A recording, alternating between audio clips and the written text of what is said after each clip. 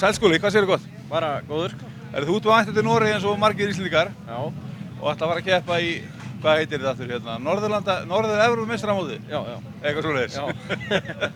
Hérna, ertu búinn að skoða brautir? Nei. Ekkert? Nei. Ekki séð þær eins og því?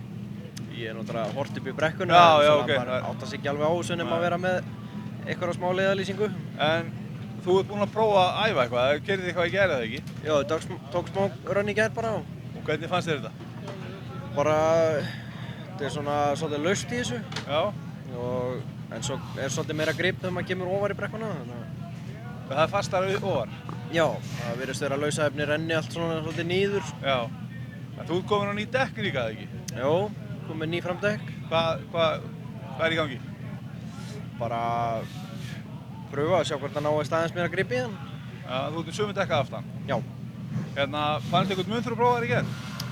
Ekki. Er þetta miðað við eitthvað sem þú hefur ekki keyrt áður kannski? Ekki kannski svona alveg marktækt en þá. En þetta er til þess að hann þýðir betur það ekki og... Jó, bara, já, fannst það að vera stundum að fljóta aðeins upp og ná ekki gripi út af að hjólhræðin var svo mikill. Já, ok.